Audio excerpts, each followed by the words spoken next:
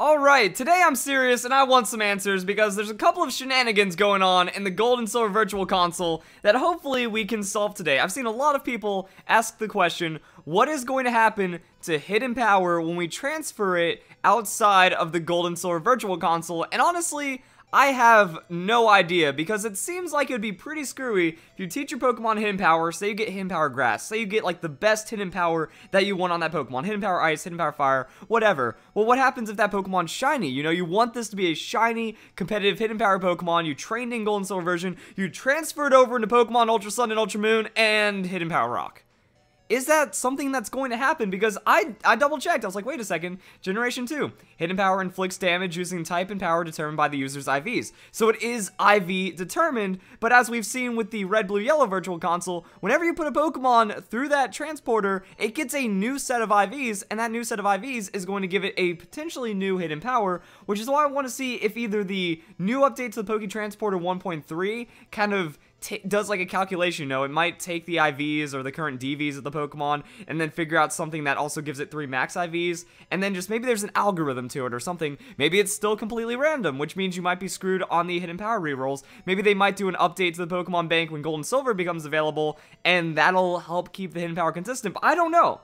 I wonder if Game Freak might have overlooked that, because in Pokemon Red, Blue, Yellow version, you can get away with a lot. The mechanics of first generation are a lot more simplified, but in second gen, it steps up, and now we have more importance with IVs. We have shininess determining things as well. So that's what we are here to set out today. So I think there's actually one decent way of testing this, and that's cloning Pokemon. Like, what happens if we put 2 clones, or maybe even 3, just, you know, so we have an extra control or something. If we put 3 clones through the Poke Transporter in the first generation games, because we can do that. We can duplicate a Gen 1 Pokemon, use the time capsule to go back in time, transfer all those Pokemon, and those 3 Pokemon will be identical, and we're going to see what their stat rolls look like, and also if they retain the same hidden powers. Because what we can do is that we can duplicate all these Pokemon, or we can just duplicate one of them. Let's go and start working on that as well. So I'm just going to do it with the Magnemite. We're in box 4, so we can just change it to box 3, and that's just going to be a simple duplication glitch. So just need a little bit of focus, and I think that should actually work right there.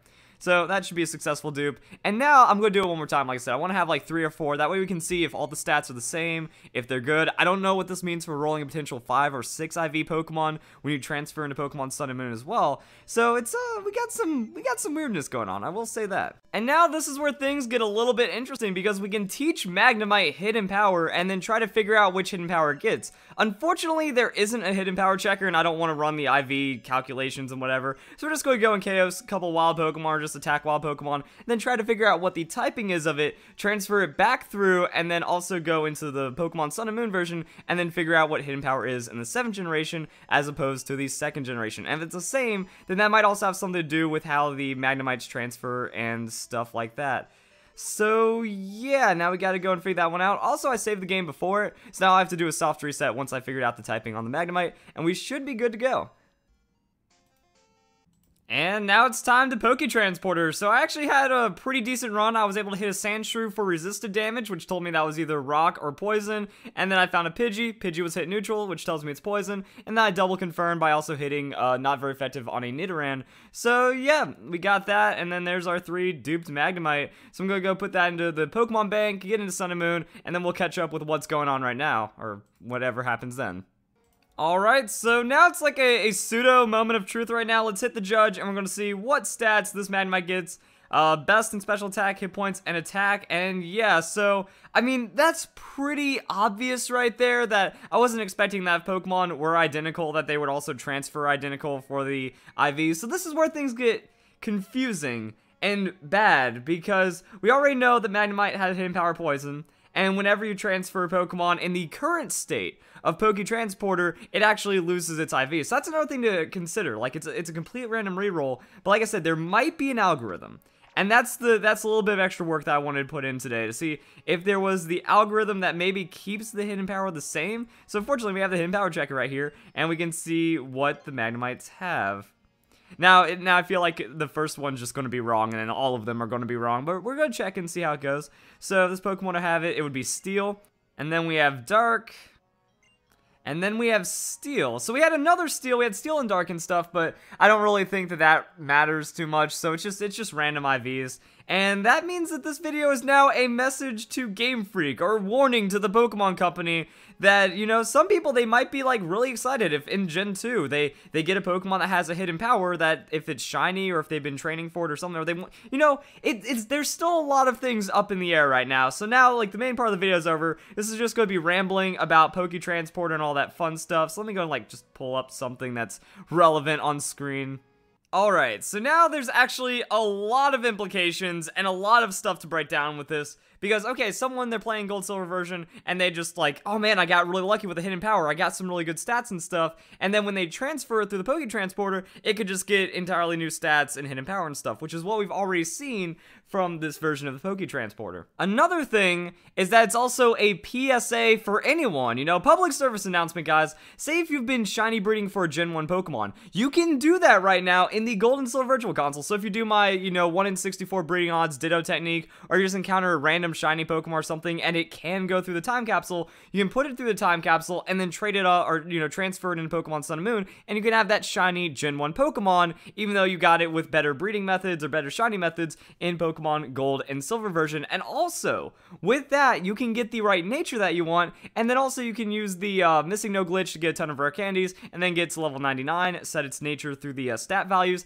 and then you can push it through, and then have a really good, close to perfect shiny Pokemon. After that, you give it like a rare candy or give it 1 level. You can hyper train it, so that's going to be good right there. But the PSA of this is that you cannot keep the hidden power. So if you were thinking like, oh man, maybe if I game the system, you know, this Charizard has hidden power Ice and it's a shiny Charizard. What if I just put it back into Gen 1 and then bump it on up? Well, nope, that's not going to work, as shown through this video right here. The next thing of note is that we also have no idea how the Gen 2 Virtual Console Transporter is going to work. It could be the same for the natures and stuff, that depending on the amount of experience Pokemon has, could determine the nature, or it could be randomized, because maybe people figured it out too fast, or maybe the Pokemon Company, you know, they don't want us getting perfect nature set on a high-level Pokemon and then having an immediate transfer ready, or maybe they do. We still have to wait until about December. I think they said that December is when they're planning on having the Transporter work, which means they'll just go straight into Pokemon Ultra Sun and Ultra Moon, and not just Pokemon Sun and Moon. So that's another